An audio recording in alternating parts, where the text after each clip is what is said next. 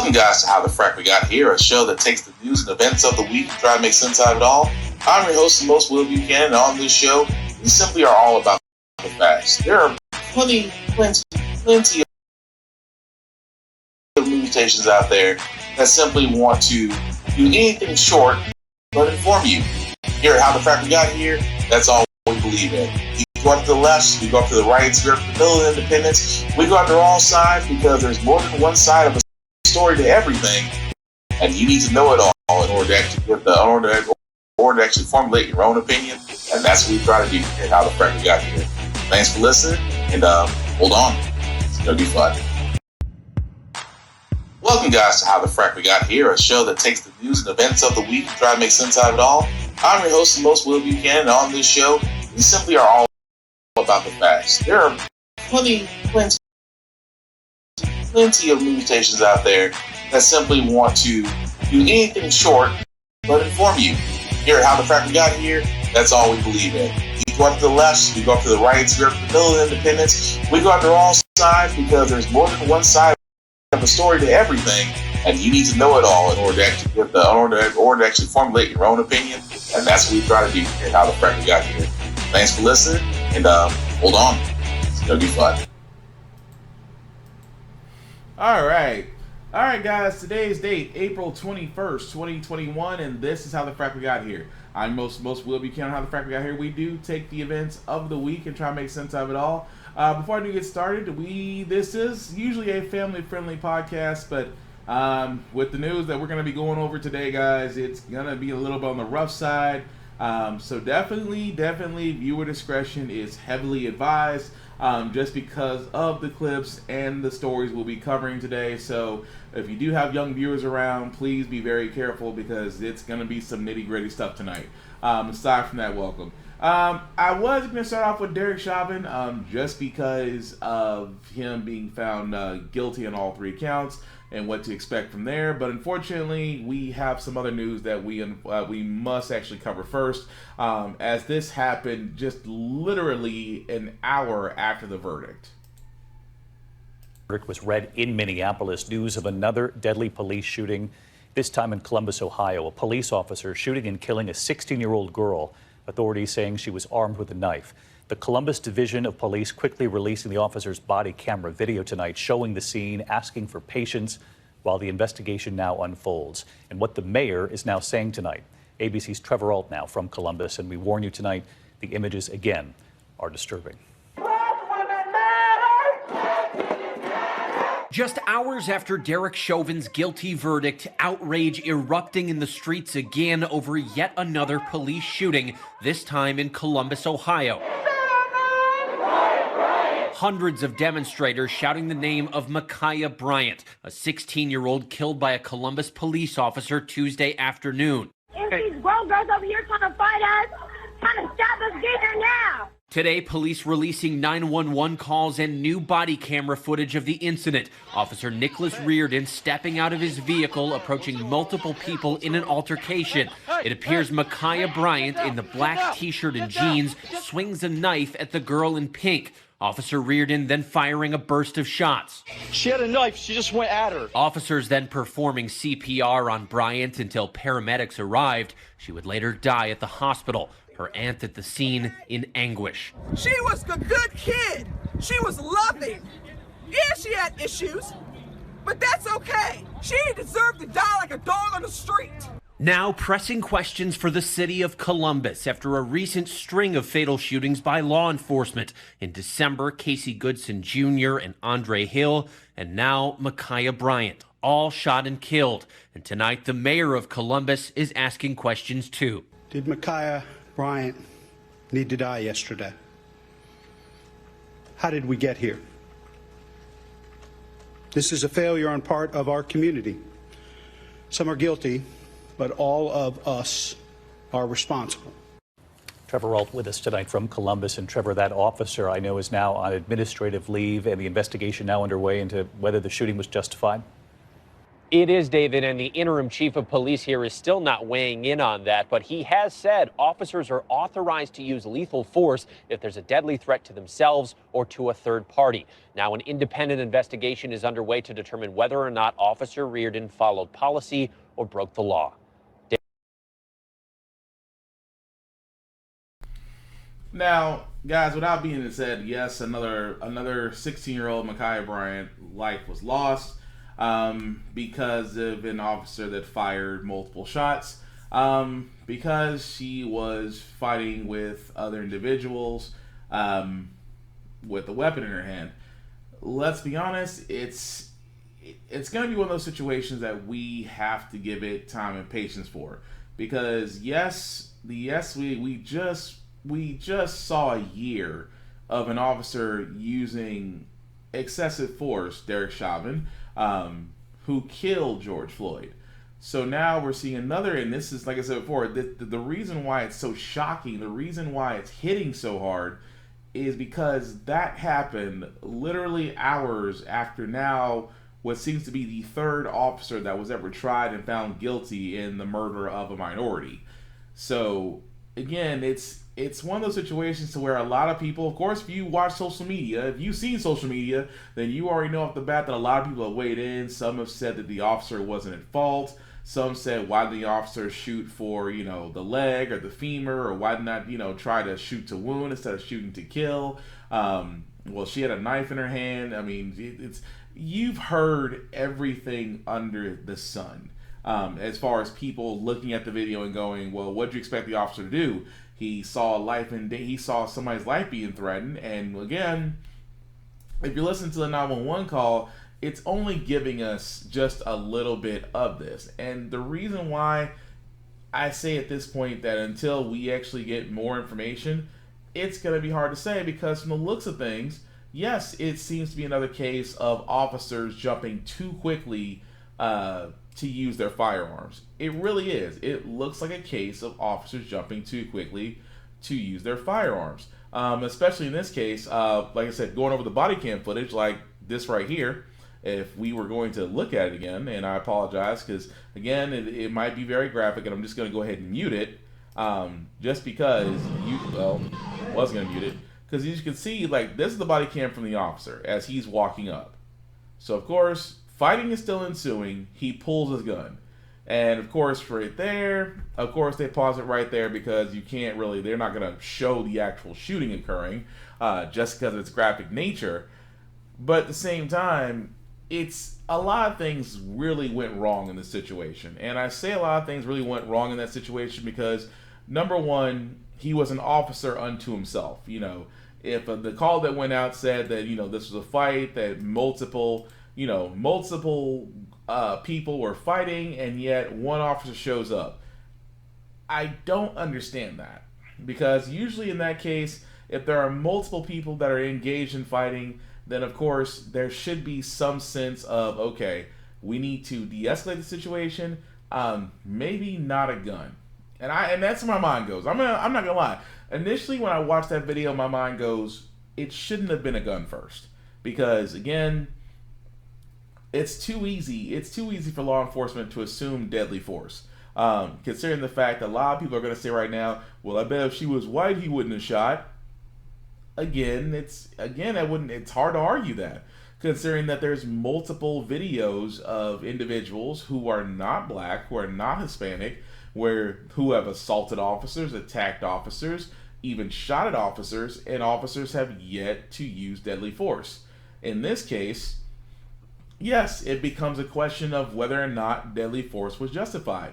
And if you're the single officer reporting on the scene, and your first thing you want to do is use deadly force, then yeah, your judgment is going to come into question, because now because again, this is what I say about law enforcement and training and things of that nature. When they use deadly force, they have to explain it. They have to explain whether or not their shoot was justified or unjustified to internal affairs and independent investigators. And I'm going to be honest, it's going to be difficult as all get out for the officer to explain himself, other than saying she had a weapon, she was going to use it, I assumed the threat was lethal, so therefore I use lethal force. it's a little hard to do that when the assailant's back is turned to you. Because keep in mind, all he could see was the assailant lunge forward with the knife at another person. So it's not in the sense, and I'm being very carefully about this. Like I said, this is all just still brand new. Because I have to give CPD credit, because they released the body cam footage very early. They released the 911 call very early. However, I would go ahead and be honest and sit there and say that usually only happens when they know the officer wasn't at fault. I'm just saying. But I'm not saying in this case, until more is investigated, more is looked into. It's just that, officers are really, really, when it comes to minorities, and I've said it many times on this podcast, they are really too easy as far as going for lethal force when it comes to minorities, but they won't even think about pulling their gun when it comes to white people. Call me if I'm wrong on that in the comments if you like.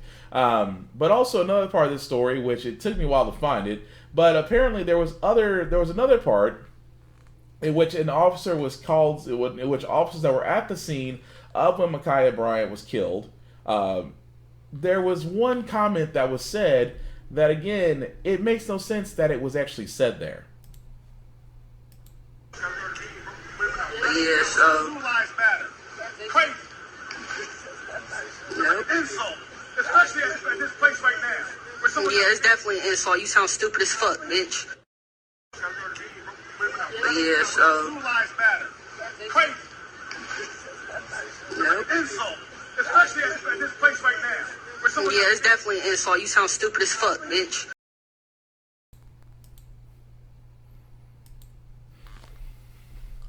Okay, so the last part. I know the last part, yeah, it's vulgar. Again, I apologize. It was coarse language. But this was actually a video that was actually uploaded to Twitter and social media. This was actually at the scene of where Miss Bryant was killed, where, of course, 3 white officers, and you hear one of them sit there and say, "Blue lives matter." Now, I know a lot of y'all are wondering, well, where have they been? Apparently, they've been hiding in Parlor, but again, it's just, of all the things to say at the site of where a 16-year-old child was killed, that officers who are supposed to be protecting the crime scene and preserving evidence would tell the crowd and people there that blue lives matter. And again, I have been saying this. I will never stop saying this.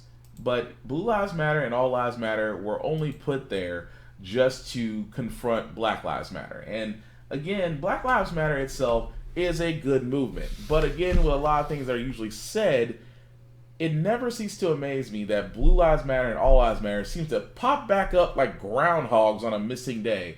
And it's only because people feel comfortable, especially law enforcement officers, feel very comfortable when they say certain things like that, just because the simple fact of the matter is just that they think they can get away with it.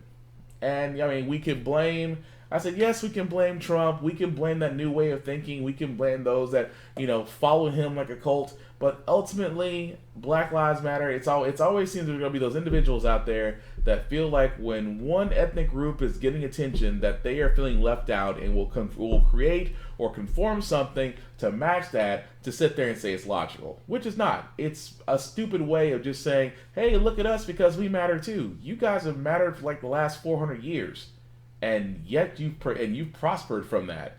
The others like me, not so much.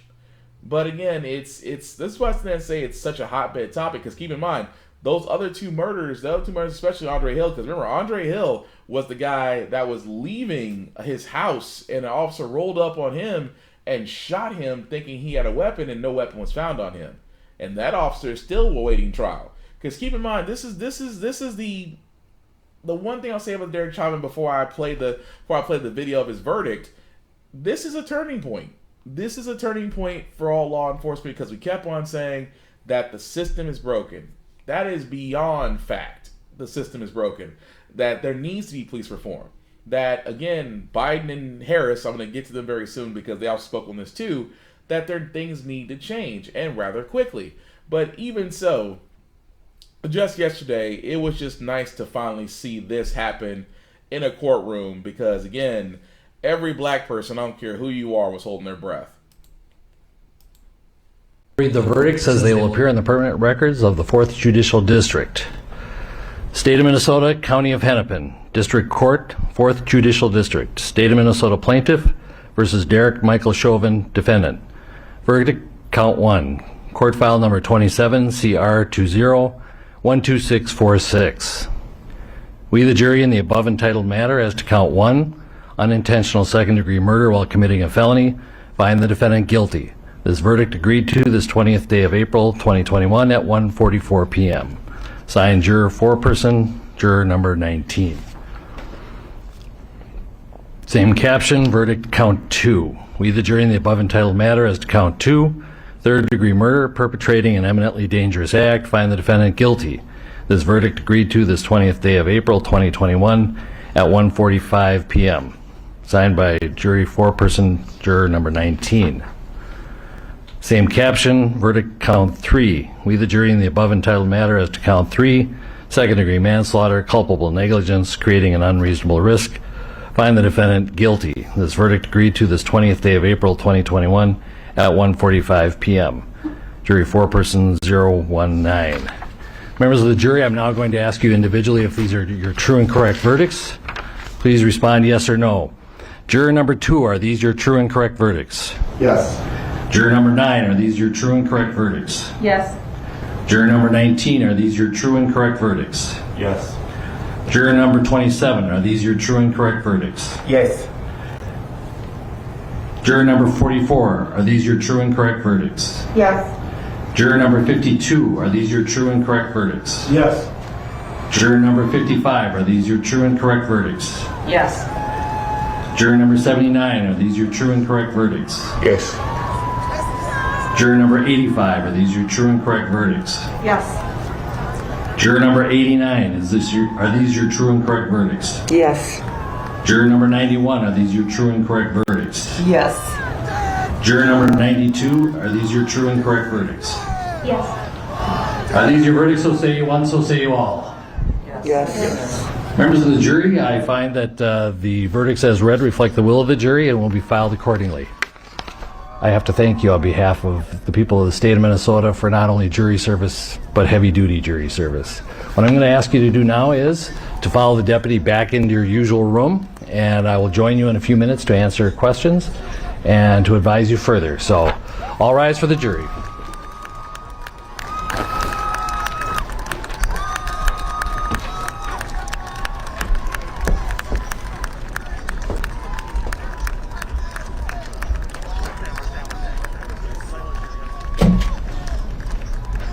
All right, be seated. With the guilty verdicts returned, we're going to have Blakely, you may file a written argument as to Blakely factors within 1 week. The court will issue findings on the Blakely factors, the factual findings, 1 week after that. We'll order a PSI immediately, returnable in 4 weeks. And we will also have a briefing on, after you get the PSI, 6 weeks from now, and then 8 weeks from now we will have sentencing. We'll get you the exact dates in a scheduling order. Is there a motion on behalf of the state? The state would move to have the court revoke the defendant's bail and remand him into custody pending sentencing. Bail is revoked, bond is discharged, and the defendant is remanded to the custody of the Hennepin County Sheriff. Anything further? All right. Thank you.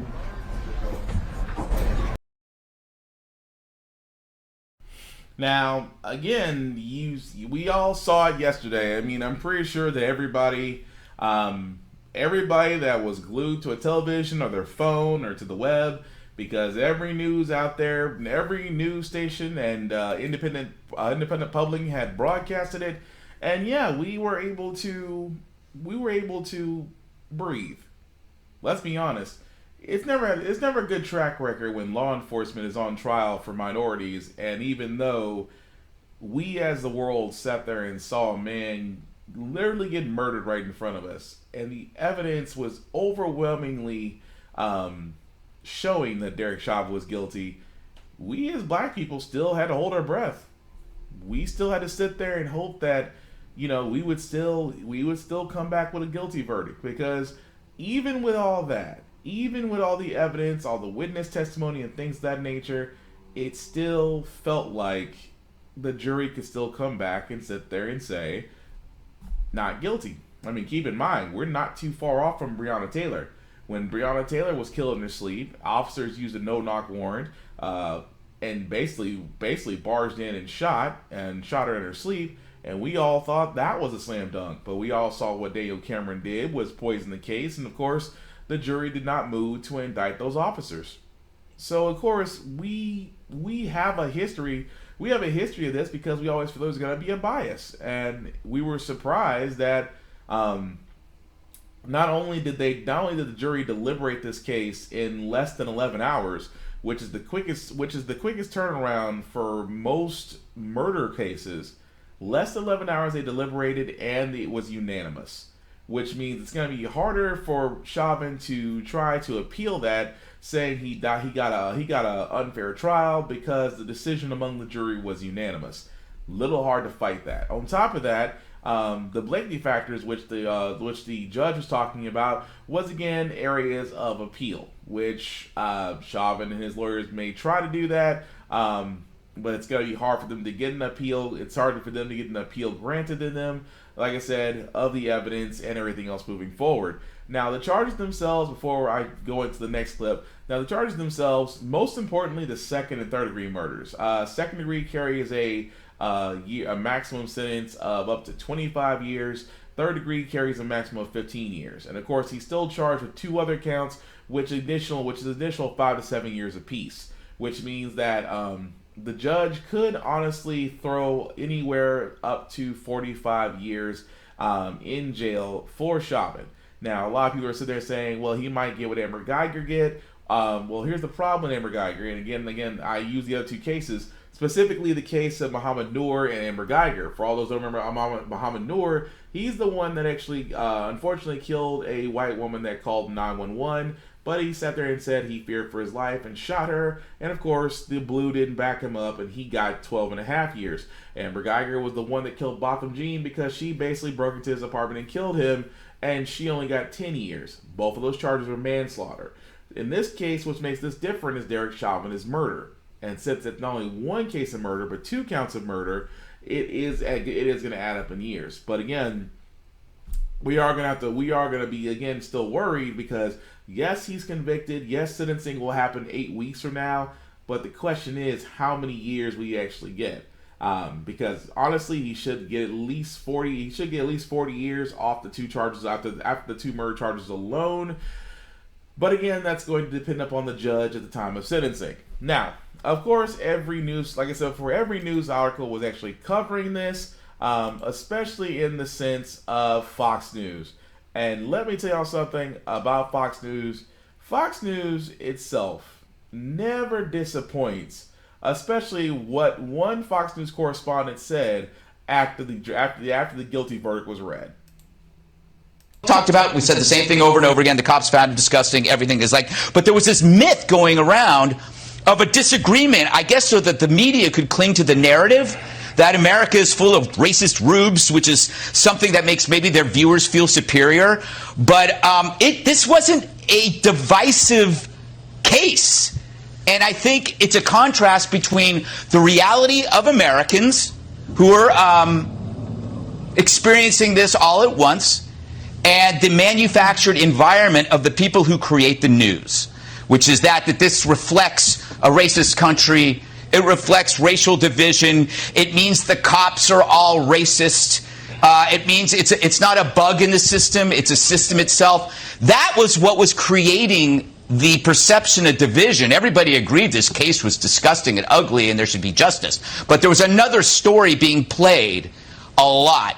And now I'm going to just get really selfish. I'm glad that he was found guilty on all charges. Yeah. Even if he might not be guilty of all charges. Oh my God. I am glad that he is guilty of all charges because I want a verdict that keeps this country from going up in flames. Oh my goodness. No. What do you mean? Look, Greg, listen. What do you mean? No, I'm at least being honest. My neighborhood was looted. I don't ever want to go through that again. We do not sacrifice individuals for the sake I'm saying he's guilty. I'm saying I'm glad about the verdict. But the bottom line is that courtroom is a place where the evidence is brought in. It is pristine in terms of the way it's handled. Everything outside of the courtroom does not enter it. Whoa. Did you wait a second? Did you hear what Mike Tobin said when he was interviewing some people when they said, hey, we're not going to loot tonight, we're going to celebrate? We were dealing with what we thought was a sense of extortion, that if this didn't go a certain way, I'm speaking the truth. If it didn't go a certain way, there was going to be destruction. We know that. Why pretend otherwise? All right. Come on. All right, let me bring in. Okay, so that was Greg Gutfeld on Fox News, who literally sat there and said, I'm glad he was, quote unquote, I am glad that he was found guilty in all charges, even if he might not be guilty of all charges, just to avoid any riots. And the voice of reason, this is the part that kills me. The voice of reason in that entire clip was former Judge Jeanine Pirro. Keep in mind, who had different things to say about various cases regarding Amber Geiger, regarding Mohammed Noor, regarding Michael Brown, regarding Tamir Rice. She was indifferent. And on this case, this was the case that she decided that the voice of reason was the evidence would suggest that he's guilty. I almost want to go, what is going on in Fox News? Even more so, here's how you know Fox News is going off the rails when the reporters are basically just going for each other. I got to tell you, it's jubilation. I've just touched down here in Minneapolis, and the tension that was in the air, you can see it somewhat dissipating. I want you all to think about something. 9 minutes, 29 seconds. America, unfortunately, got a chance and should not have had this chance and opportunity to see a man die before their eyes. And as the result of that, a police officer was charged. And there is, as they define this thin blue line. Folks did not believe that you would be able to convict this police officer here in Minneapolis as the result of the thin blue line. But guess what? You saw honorable police officers who serve every day. They got on that stand and they told the truth. Now, I got to tell you, I heard Greg a few minutes ago, and I got to tell you, I don't know, Greg is off his meds if he believes that there was not evidence. Excuse That's me? what I'm saying. What did you say? Let me finish. What did you say? Excuse me? What did he say? Am I off my meds? Not evidence. Let me You're lucky finish. you're not around here. Let me finish. If you do not believe that there was evidence that was supported to support these charges, I got a bridge in Brooklyn to tell you. This judge, as Jeanine said, conducted a fair hearing. That is not what I said. I'm not finished. As Martha said, You are finished. Due process actually worked in this case. And when you look at a police officer with his knee on a man's neck, battering, pushing down on that man's neck, that man is calling for his mother, calling out for the community, calling out, saying he couldn't breathe. And the police officer didn't have enough in him to take his Ted, if I could hands interrupt. off the neck. Ted, excuse me. I believe the Attorney General of the United States is speaking. I can Ted got real. Ted was like, Ted was going to tell Greg he was going to say some stuff that Fox News can air out. Oh, it's always interesting in the world of Fox News where Gutfeld is, Greg Gutfeld is going off his own people, and they're all looking at him like, you have lost your mind to sit there and say, well, he might not be guilty of all charges. Well, thank God you're not on the jury. But again, it's how can I put this? It feels like a hollow victory. I hate this. I don't mean to say it like that. It's nice to know that, of course, it's nice to know that yes, he will, he will be sentenced, and that's great. But again, it just makes you feel there's a sense of just it's still here, if it makes sense.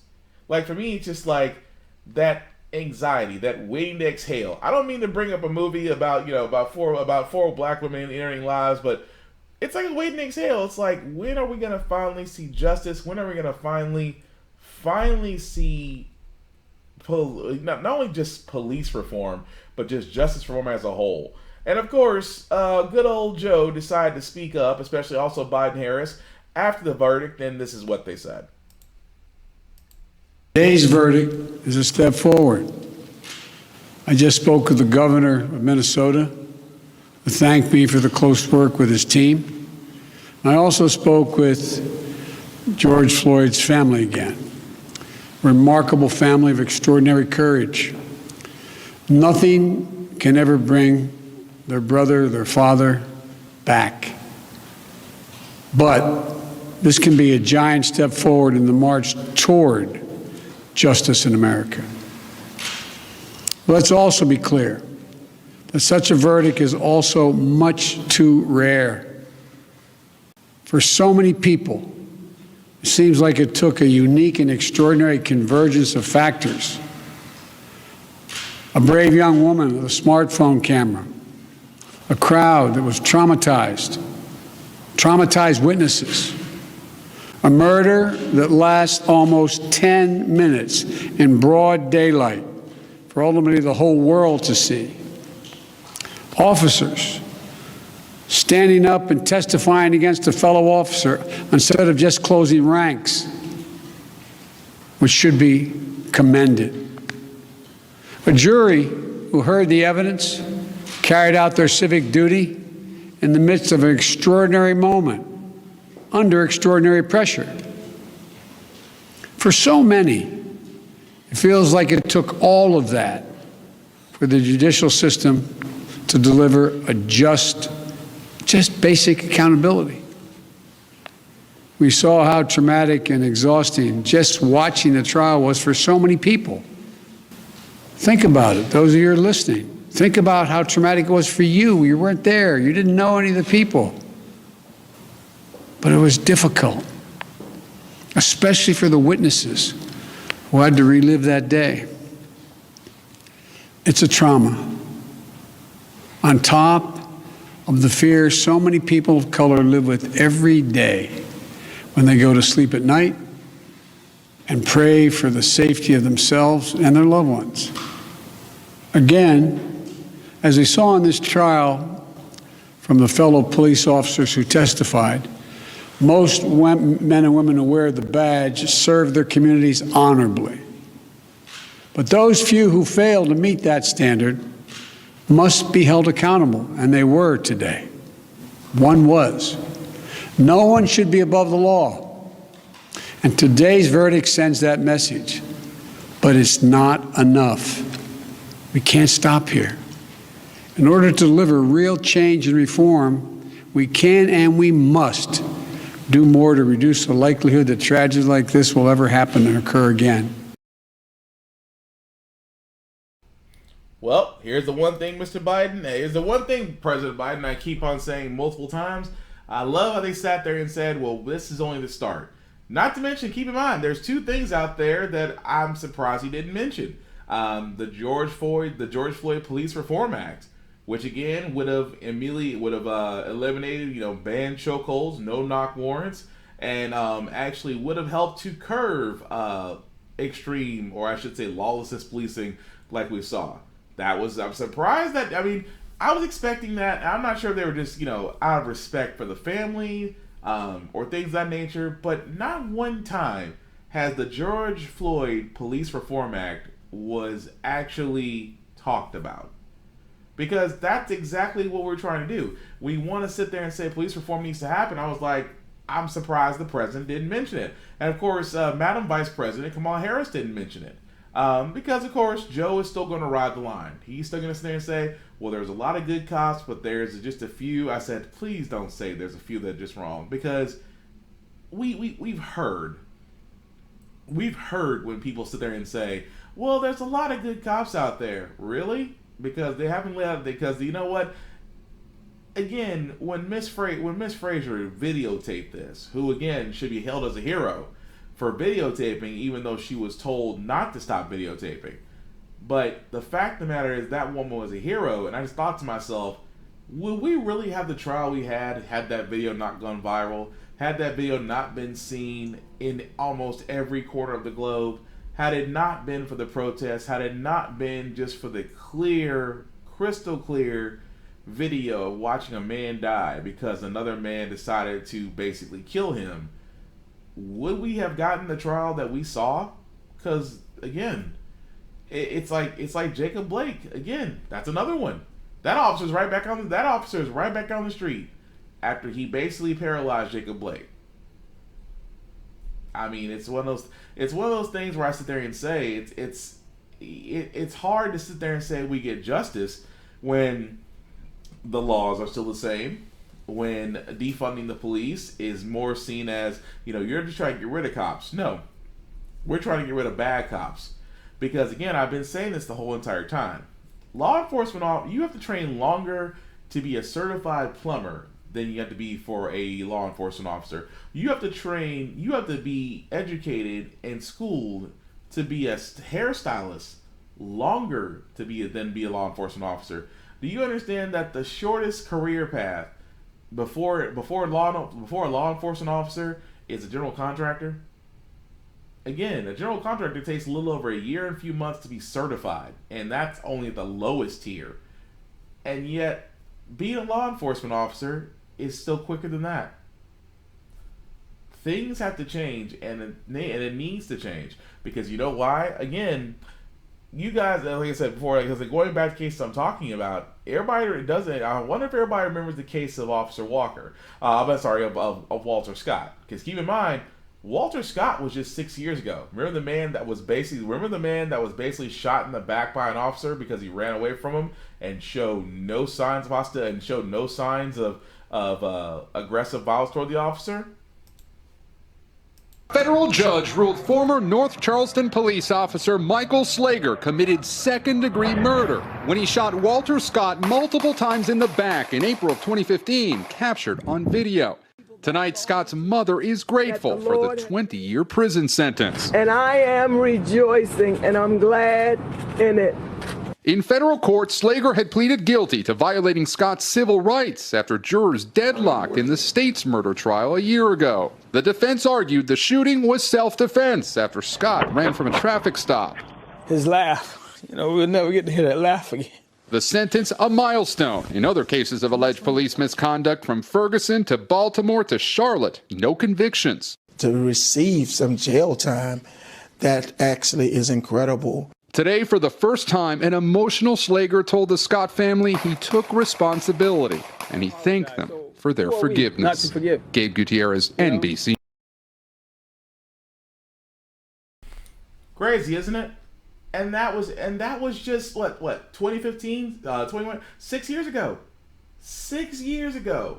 Remember that string of officers shooting black men? And that was a clear-cut case because Walter Scott was running from him.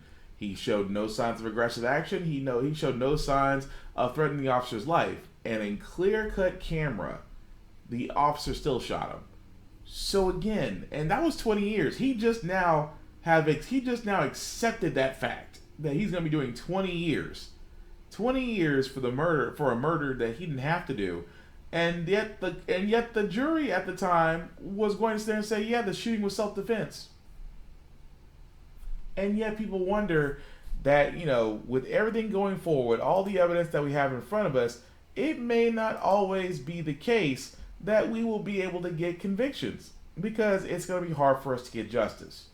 So we will see where it goes with Derek Chauvin. We will see where it goes with the case of Miss Bryant. Trust me, we're still not done. Ahmaud Arbery's case the case of Ahmaud Arbery where he was killed, that case is coming up pretty soon. So I'm just wondering from a Democratic perspective, because midterms are next year for the Democrats. You think right now would be the wonderful time to start pushing a lot of progressive movements through Congress And the George Floyd Police Reform Act is just one of them. Just saying. It's upon the Democrats to get stuff done because the Republicans will not help you. And that alone should tell a lot of people where Republicans stand on minority issues.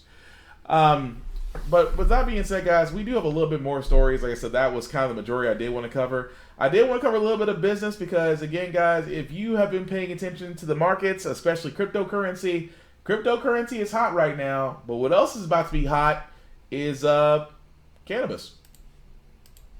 There's a lot of excitement in this sector, but you say investors are confused. They're confused about the Canadian companies versus the American ones. So go ahead and set us straight. What is it that we need to know? Certainly. There's a lot of excitement about cannabis right now, a lot of momentum. But as you alluded to, a lot of investors are investing in the wrong stocks. Cannabis is not federally legal in the United States. It was federally legal in Canada last year. But with the Biden win, with those ballot initiatives that you mentioned, there's a lot of excitement about cannabis in the United States. And investors should be investing in United States exposure. There's companies that are called multi-state operators or MSOs. They're multi-billion-dollar companies in many cases doing business legally under state law. You know, you're putting up right now Curaleaf, Green Thumb Industries, Cresco Labs, Trulieve. But a lot of investors are still hoping and praying for stocks like Canadians Aurora and Tilray, stocks that have been down dramatically in the last 2 years, but are popping in the past month or so. People are confused, thinking these stocks are suddenly going to be legal in the United States. In my opinion, they're not anytime in the foreseeable future. We have a lot of cannabis reform coming in the U.S., a lot coming with the Biden win. But it's going to be great for these U.S. multi-state operators, not so much for the Canadian operators that don't have licenses for marijuana in the United States. And we're not going to have a recreational adult use federal legalization. We're going to have reform, not full legalization. And I kind of disagree with that. Just because, keep in mind, he is right. Federally, marijuana is not allowed in the U.S. However, multiple states, including New York City, multiple states, including New York, I should say, specifically New York City, are now allowing recreational use of marijuana. And again, I'm going to keep saying this just because the proof is in the pudding. We saw what happened with Denver, Colorado. I mean, Mile High, it just writes itself. Ignore the joke. But again, Denver, Colorado, when they started to sell recreational use of marijuana, their entire market soared. Businesses grew. California the same way, Vermont the same way, New Jersey the same way, and even there. And I said before, cannabis once cannabis becomes federally, and I said this before, this goes back to the whole thing, the war on drugs, which I still say for all those that don't know, it was really a BS time for them to sit there and try to keep marijuana down because, let's be honest, minorities are making a crap ton of money off of it, along with other things. But the thing about it is, marijuana itself is a plant. And yes, there are many multiple applications for it that can help people with various conditions, PTSD, bipolar depression, nerve damage, sciatica damage, and especially something like the biofuels, toilet paper, and other stuff can be made from this plant. And again, we should be taking advantage of it. But I've sat there and said this best, just like cigarettes and alcohol, the only way that you're going to get it under control is to make it legal and tax it. And the thing about it is, ever since these states started legalizing and taxing marijuana, the positives have been great, especially in the per capita, because they have money to blow, even so much they're lending money to other states to help with their budgets. So imagine, for example, where I live in the South, imagine if the South decided to basically say, you know what, we're going to legalize marijuana. stocks would go through the roof overnight. And again, the stocks, like I said before, going back to the business side of things, the stock market right now is being primed for this green rush, I guess you can call it. Because cannabis, like cryptocurrency, is the new gold mine. And a lot of people right now, if you haven't already, should really start looking into investing and looking into stocks and things of that nature, because it's almost like the next Google. I wish when Google, and I still say it's a long time ago, I wish when Google started becoming a publicly traded company and their stock was $1 a share, that I wished upon a star that I sat there and took advantage of that and just took $100 and got 100 shares. Because if you want to look up the stock price for Alphabet, which is the company that owns Google right now, and you get 100 shares, you be having a good day. Similar to Apple, when Apple's shares were almost as low as 1 point before the reduction of the iPhone, their shares were $20 a share at the lowest. Again, you can go on the stock market, you can see what Apple is right now. So even with this cryptocurrency, Dogecoin, GameStop, I mean, that there is, and then let me also sit there and say this. Yes, it is a gamble. You are betting on the market to work, but with cannabis becoming such a hot item, especially if it ever becomes fully legal in all 50 states in the U.S., you can only imagine that, yes, that will be another industry boon, which leads to more businesses, more jobs, more actual money being poured into the U.S. But from a investor standpoint, a lot of people should be looking at cannabis right now, because that is going to become the next boom. But moving right along, I do got a couple more stories before we get to our feel-good news segment. This one I actually started covering just because we're starting to see a lot of trans bills that are against trans kids, to where parents are starting to consider moving their kids out of these states. Gender children in certain states are making some major life changes to keep their kids safe.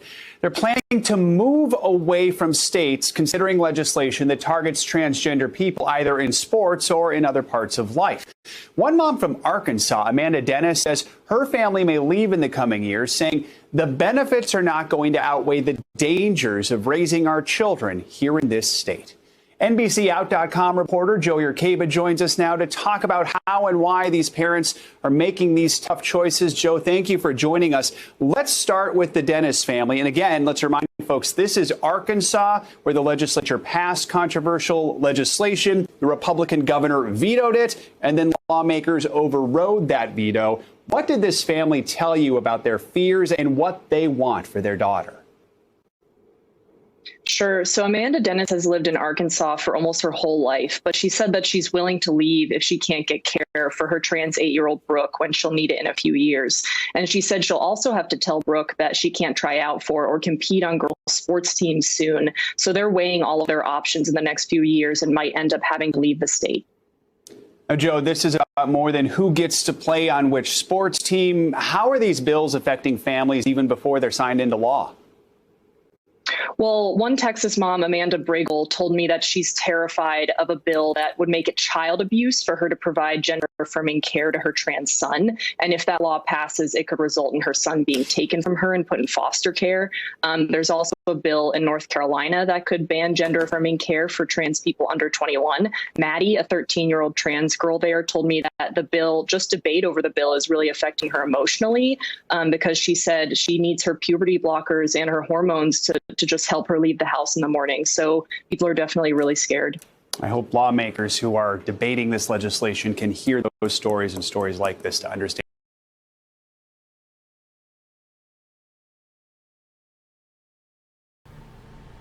The problem is lawmakers do hear this, and it's those same lawmakers that'll swear up and down that transgender kids that need to be protected. Again, guys, look, I am all for how you ever want to live your life, however you choose to identify yourself, and just live in peace. I'm all for that. But it's amazing to me that a lot of people who think that their way is the right way, despite what others may think or think differently from them, like to use the law, even though they swear up and down they don't want to use the law, will use the law to swing it in their favor. Now, I think this is kind of an overreach because, again, a parent has the right to raise their child however they see fit, as long as it doesn't endanger the child. Letting the child be whatever they want to be doesn't endanger the child, especially if they're at a certain point where they actually have some logical thinking among themselves. Which I can't blame those parents for doing the best thing for their child because, again, if their child identifies as a sex they were not born as the sex that they were not born with, tongue-tied for a second, that they should be able to live their life how they see fit. And it shouldn't be a law that keeps them from actually getting medical care. Because keep in mind, that's where the law comes into place. The law comes into place because it prevents them from actually getting the medical care they need for the transitions, post-ops, or things of that nature. It prevents them from getting that help. So imagine you're already still in that transitioning period, and they do something that affects your mental health. That can only go south. But again, that's why I said a lot of parents are going to be considering us, and it seems to be so far Arkansas and Tennessee, because Tennessee is actually, excuse me guys, but Tennessee is actually considering a law that basically will ban trans athletes. And I know I keep saying about this, guys. Look, the trans athletes, the intergender sports is going to happen. And, you know, it's either get on the train or avoid it. But as long as the NCAA is backing those trans athletes, eventually so will the scholarship and money go there too. So just to keep something in mind for all those that don't believe that, you know, that for the first time they defend women, it's actually from a sports standpoint. But wow, let's try that again because I really got tongue-tied. So the other story I got, because again I just thought the hypocritical of this all, Jeff Bezos. Jeff Bezos, formerly the head of Amazon, says that Amazon needs to do a better job for employees in his final shareholder letter. And he points out about the election outcome that happened at Alabama, that happened in the Alabama Amazon warehouse. I covered that. That unfortunately that they voted not to form a union, in which Bezos says, and he quotes, "While the voting results were lopsided and our direct relationship with the employees is strong, it's clear to me that we need a better vision for how we create value for employees, a vision for success." Which, again, let's be honest, Amazon has not looked great in their last couple of news outings, especially the one where, of course, if you're a driver and delivering packages for Amazon, that you were pretty much peeing in a bottle in the back of the vehicle because during your routes, it is very hard to find a bathroom. In which Amazon Press was saying, you don't really believe that, in which they came back and apologized to a senator that pointed that out and said, well, we need to apologize because apparently that's true. Not to mention the fact that a lot of people who work at Amazon, that yes, you do get paid higher wages, you do get benefits from day one, but you're also being adhered to crazy production rates and times of getting things shipped out to where it, you know, and crazy hours at that means. Because a lot of people, like I said, a lot of people I know used to work at Amazon, especially during the shipping and packing, and they'll tell you that it's all based on algorithms, and that if you don't match what the algorithm is saying, then you're ridden up and you're fired, and it's just like a meat market. Another person takes your place. And it's crazy to think that because a guy who literally started Amazon from his office and now is one of the richest people in the world is going to turn around and sit there and say that after he leaves the company that we need to do a better job of taking care of our employees. Really? You made your fortune off turning out employees like a meat market, and now because you're not exactly the head of Amazon anymore, now you care? I just find that amazing. Because again, I was kind of disappointed in the fact of the matter that Amazon wasn't able to unionize. It doesn't mean that's the end. I still think that they will still come back and will attempt another unionization because Amazon needs a union. And I said before, unions help. There's no such thing as a union being negative toward workers because you definitely want a body or a legalized entity there that's for your interest toward these corporations. Corporations hate unions because that means that corporations have to behave like normal.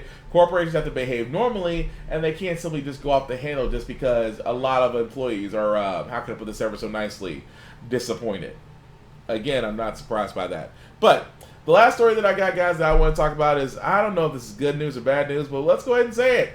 Remember Parler? I know I talked about Parler earlier in this podcast. The simple fact of the matter is Parler was more seemed like a right wing. I can say whatever I want and not be chastised because I believe that Trump is going to come back on May 23rd and the country will rejoice. You know, those crazy people. Well, Parler did get shut down because of its hate speech, things of that nature. It was removed from the App Store and Google Play. But it seems it's making a recurrence. Parler is actually going to be back on the Apple App Store. No idea will be back on the Android store. But they sat there and said that Parler has worked with Apple to implement several new changes to its app that will detect and ban posts not considered protected speech by the First Amendment. Really? Parler added that those posts will still be visible on the platform's website and Android version of the app. Let's keep in mind about Parler, folks. Everybody remembers the great exodus from Facebook. You know, when a lot of people were sitting there saying, "Oh, you know what? I'm going to go to Parler and I won't be censored on Parler." Turns out you're going to be censored on Parler now. So I just wonder, you know, how is that going to work? Because a lot of people left Facebook saying, "I'm going to go here where it's free speech." And let me say this, guys. Free speech. You have the right to say whatever it is you want to say. You do have that right. You're not absolved from the consequences of what you say. Trust me. I have a couple of podcasts where I try to, you know, especially on this podcast, just because I'm talking about the news, I have to be 100% right on everything I'm saying, or be able to cite back where I find things, because you never know. You never know when someone's going to call you out on someone's going to call you and say, "You know what, Will? I watched your podcast and it was BS what you said about such and such." Well, first, thank you for watching the show. And second of all, let me tell you where this came from. I mean, that's the reason why I say free speech is great. But once you say something, there's consequences. For every action, there is an equal but opposite reaction. Thank you, Hamilton, and also Newton's law. I don't know why Hamilton's song Hamilton just popped up in my head right now. Great play. But anyway, not surprised about Parler. I'm not really a fan of it, but then again, there's got to be some people that are probably rejoicing and saying, "Well, I'll be able to go back and go watch whatever I wanted to watch." What did the comments say? They probably trend to sue because of the speech. Oh, probably so.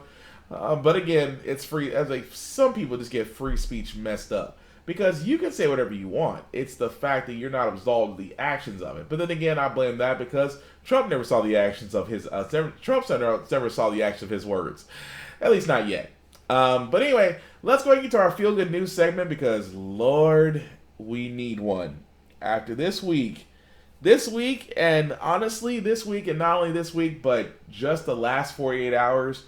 We need something. We need something that just restores our faith in humanity, that allows us to sit there and say there's some beauty in this world that's not about all ugliness and things of that nature. And that's where the feel good news segment comes into place here on How the Frack We Got Here. This one just shows you the fact of how kids can become friends. Except kids, you know what I've noticed about kids? Kids can befriend kids anywhere.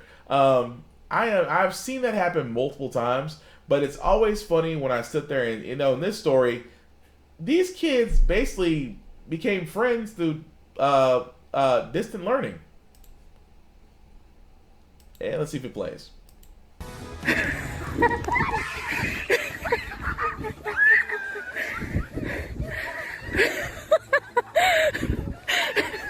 First graders Julia and Luna developed a special friendship during distant learning and finally met in person for the first time for Julia's birthday. Luna knew, but Julia did not know. So we were walking down the pathway here and she saw Luna and was so excited.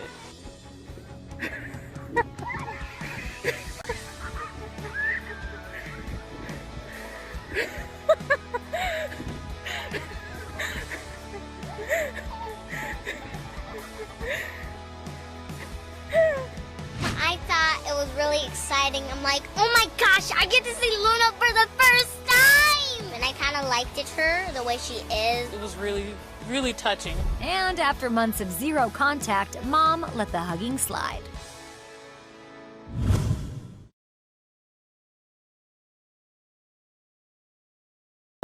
Like I said, man, kids can befriend out of anywhere. Especially these two kids. Especially they were actually both in a class for distance learning, and the fact that they actually set up to where they could actually meet, I thought was pretty freaking cool. And at the same time, guys, it is one of those things. Like I said before, children, man, they can give us hope. They can restore our faith in humanity and things of that nature. And I, for one, am not complaining. Especially, like I said, we needed that. We needed that, especially this freaking week. But anyway, that's really all that we got, guys, for this podcast. I do thank everybody that watched, that liked, whether you watched on Facebook or Instagram. I certainly appreciate it. Yes, the experiment works. We can actually broadcast on Instagram now because of another apparatus that you can't see in the screen. But if you're on Instagram, you're watching it from my computer screen. So, yay. So with that being said, I do want to point out some other things, guys. Shameless, if I can find words right now, that'd be great. Some shameless advertising. There we go. The link at the bottom, if you copy and paste that into your browser, will take you to my link tree for all of my shows that have their own Facebook and YouTube groups. I am talking about How the Frack We Got Here, my video game podcast, Get Bit, and my very adult podcast, the Off Limits Podcast. All of them can be found there under that link at the bottom, so definitely copy and paste that. And definitely like and share and just subscribe and tell people about them, because like I said, I am all about trying to get this podcast to really get attention and really bring awareness, especially with How the Frack We Got Here, of just doing the news differently, as far as just informing you and allowing you to make up your own mind, not trying to persuade you or change your mind, things of that nature. So my podcast schedule, guys, as you all know, every Wednesday from 8:30 to 10 is the midweek version of How the Frack We Got Here you're currently watching right now. Friday at 8:30 to 10 o'clock will be my video game, superhero movies, television, comic book podcast, Get Bit, in which I'll have others and myself, as we'll be discussing a lot of things, especially with Mortal Kombat. The Mortal Kombat movie is coming out on Friday, and we will definitely discuss that. Definitely will be spoiler-filled, along with other things that we came across. That was Friday. So on Saturday, from 10 a.m. to noon, is the weekend edition of How the Frack We Got Here. And of course, a little bit later that night on Saturday night, between 8:30 to 10 o'clock, will be the Off Limits Podcast, in which the podcast that definitely goes there, because we definitely do talk about anything and everything. And I do mean anything and everything, but it is definitely not a kid-friendly podcast, so definitely do not bring your kids. But that's all of my podcasts. But I also did want to let my other buddy know, who also is watching this, my buddy Vaughn, Big VZA Dot, as he is back to podcasting. Big VZA Dot on Facebook, which if you're his friend on Facebook, you'll be able to go to his video section and be able to see the podcast that he's done so far. Of course, he is podcasting now on Sundays with the VST, which is a news podcast. That news can be music, video games, or trailers he loves to show. I believe on Monday or Tuesday he does do random, or I should say RAF, because it's a family-friendly podcast. And on RAF, think of it like America's Funniest Home Videos done by Worldstar. And of course, he does do Fonkin' Around, which is his music production and showcasing pop-up show, which you can definitely catch here under his video section, under his Facebook page. So definitely give him a like, share, and repeat, Big BZA Dot on Facebook from there. And also, let me not forget about my travel page, Uncle Obi's Adventures and More on Facebook. And like I said, a lot of people are starting to reach out to me for travel. I certainly appreciate that, and I'm thankful. Like I said, Uncle Obi's Travel Adventures and More, I do travel. Like I said, I always sit there and said to myself, I was a workaholic. I didn't really do a lot for myself. I didn't really, give myself breaks. Everything was just work, a couple of days off, and back to work again. And that's no way to live your life. Trust me, I've got the gray hairs to prove it. But I decided that I wanted to take on the travel business because, again, I wanted to be able to see the world, to be able to go out there and go see parts of places that I've, heard about or watched on Google Earth, things of that nature, but I wanted to go ahead and enjoy them for myself. But that's also what led to me getting travel business, because I have a purpose in life for that. I want to be able to get you to where you want to go and save you money, because that's the two things you want out of a vacation anyway, is to get you where you want to go and save you money. So that's what I want you to use me for. Let me know where you want to go, how many people are going, the dates you want to go, and I come back and say, here's what I found, and let me know we can go from there as far as you doing that. Because at Uncle Obi's Adventures and More, I just don't sell travel. I sell great great memories, and I just simply want to get you to where you want to be, because that's my passion. Because everybody needs a vacation. Not everybody can work all year round, because that's how you're going to snap. But anyway, I do still have a $100 referral, which again, some people are enjoying that right now, because I did have one person recommend 5 people to me for a cruise. And of course, he took advantage of that person took advantage of my $100 referral, in which I sat there and said, if you recommend somebody to me and they book travel with me, whether it's a rental car, airfare, hotel, things of that nature, as long as they book travel with me, I will give you $100 per person. There is no limits on references, and this person was very strategic, because they found 5 people that were all going on a cruise and said, hey, my buddy Will can take care of you. In which they all started, once they booked travel with me, my friend is like, so you're giving me $500? I'm a man of my word. 5 people, all book travel with me, $500. That individual is $500 richer. So again, like I said, I will until I can't pay that reference fee anymore. It'll always be the same with me. So again, if you know somebody that needs to travel, whether it's down the street, across the state, or across the pond, let me know. And as long as they book travel with me, you'll get paid $100. And again, if you know 5, 50, or 100 people, then it's going to be a very good payday for you. Beyond that, guys, the last thing I'll say about how the frack we got here, it's all about staying informed.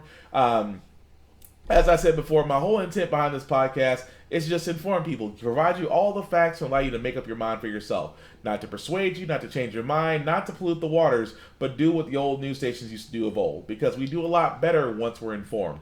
An uninformed group of people got us Trump. An informed group of people got us our first black Madam Vice President. So, with that being said, guys, I do thank you all for watching. Please be safe. COVID-19 is still real. Please get your shot. Please wear your mask. Please do social distancing. And thank you, all essential people that are still keeping the lights on for the rest of us. You guys are not, you guys deserve a whole lot more than you're getting. But again, I just want to let you know you guys haven't been forgotten about. But aside from that, guys, it's like I said before, please, oh please, oh please, because of everything that's going on in the world right now, look out for each other. Take care of each other. Think first before you act, because life is short, man. And I'm not saying that, not trying to get all preachy and whatnot, but life is effing short. And we've seen in a matter of 48 hours how many lives got lost. Take care of yourselves. We need to start taking care of yourselves. Take care of each other. Look out for each other. And if we do that, if we start to do that, then we'll get through this. Peace.